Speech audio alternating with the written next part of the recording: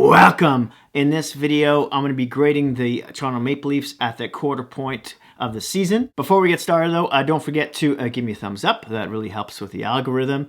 And if you're new, hey, do the thing.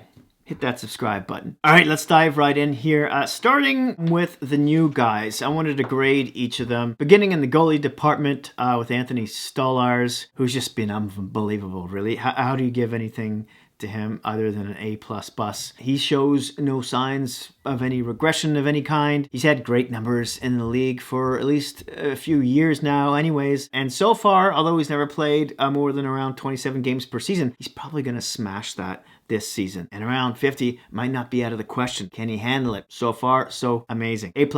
On defense, Tanev. That's an easy A. He moves the puck well out of the zone, cleanly, quickly, takes hits to make a play, blocks a lot of shots, good in front of his net. He's a godsend. OEL, at the time they signed him, I wasn't crazy about that contract. I thought he was a little overpaid. Boy, has he proved me wrong. Now, I'd still like to see the Leafs bring down his minutes just a little bit, but he moves the puck so well. He's efficient in the defensive zone. He can play the power play or even the PK, and he's got that nasty, which the Leafs just needed so much more of, besides what McCabe can bring to the table. I'm going to give him a B+.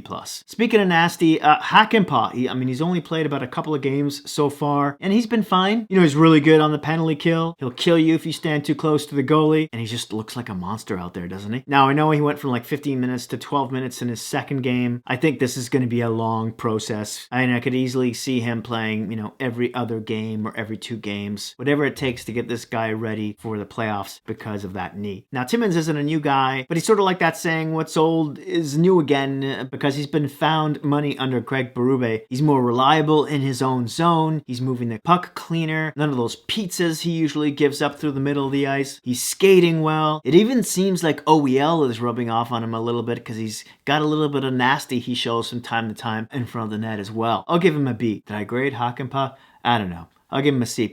I'm sure that'll get better. Now, the rookies and call-ups that they've had so far, it's still really too early to tell. They've only really played about a game or 2. I'm talking about Minten, Grabenkin, and Steves, of course. Minten looks like such an intelligent player all over the ice. They've already put him on the power play. I'm not sure if he's got on the PK yet, but I wouldn't doubt them trying that. He only played about 4 or 5 games in the AHL, and I probably see him going back down as soon as possible. I think the best thing for him is to play on that first line with the Marlies and just chew up as many minutes playing in all situations that he can, so that maybe if they need him down the road after this 50-60 goal mark or whenever injuries arrive, he'll be more prepared for what's ahead. Grabenkin, maybe he'll stay. I don't know. I love that salad that pops out of that helmet, that's for sure. And his energy and the spunk and the quotes that he gives the media on a day-to-day are just le piece de résistance. He forechecks hard, he backchecks hard. I saw him thwart a couple of rush plays. He could be a keeper, at least maybe on the 4th line instead of, Reeves, for instance, or, maybe they swap in and out, or possibly even that 3rd line. Then there's Steves, who I just need to see more games from. He just seems like another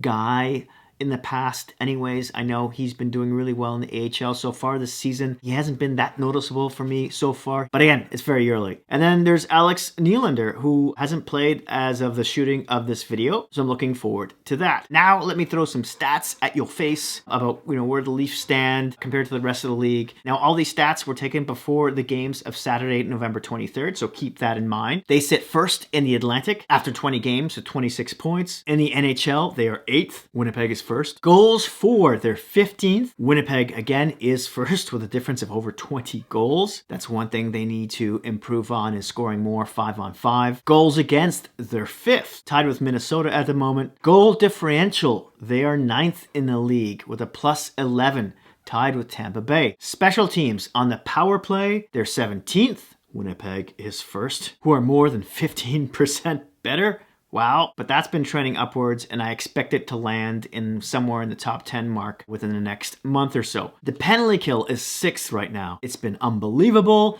Nashville is actually in first. At least the Predators are doing something right. Penalty minutes, they sit in 10th in the league. Boston's in first, and the Islanders are last. Face-off win percentage, the Leafs are second, tied with Utah. Tavares continues to be a beast in the circle. Kampf, as usual, has been pretty good too. Shots for, they sit 10th in the league, tied with the Flames, the Islanders, and the Avalanche. Carolina is in first in this category, and the Canadiens are last. Shots against, in terms of how many they let in each game, they're 17th in the league. LA lets in the least amount of shots, and Anaheim the most. Blocks, they're 7th in the league in this category. Philadelphia is in first. And from an individual standpoint, Tanev is 2nd in the league. And ironically, that first spot is held by Rasmus Andersson of the Calgary Flames, one of his former partners. Now, when it comes to goalies, Stolarz, after 12 games, has a .927 save percentage. And with goalies who've played at least 10 games, he sits in first. Then, of course, there's Joseph Woll, who was injured for the first little bit of the season.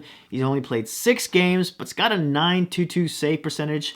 And after the first game or two, he's really solidified himself, looking good. He's playing against Utah on Sunday, the day I'm filming this video. And I don't think it's unrealistic to think that the Leafs might even win the Jennings Trophy this season for their goaltending. Injuries. Now, there's a ton of them, starting with Auston Matthews, but he's back from Munich and he's skating. We'll see if he makes that game against Florida. Domi seems to be week to week. Kampf, I believe, is on IR. He'll be back sometime in December. Yankrock, there's a groin thing. Will he even be back this season? I don't know. And then Reeves, of course, is suspended. I don't think I'm missing anyone. And going back to those rookies who are filling some of those spots right now, what's more interesting to me is how long can they keep that sort of play up, bringing that energy and keeping their focus once they hit game 3, 5, etc. And with this injury bug just killing their forward group, they've been managing to play really well. In the last 10, they're 7-2-1, and they're on a current winning streak of 3 games. Now, how am I going to grade this group? I think I'm going to give them a B+. Let me know what your grade is down in the comment section below. I'd love to hear from you. Don't forget to give me a thumbs up and smash that subscribe button if you haven't already. If you'd like to support me and my channel, you can do that through my crowdfunding page called Buy Me a Coffee. You'll see a link down below or just on my homepage. Thanks again. Hope to see you soon. And remember to be excellent to each other.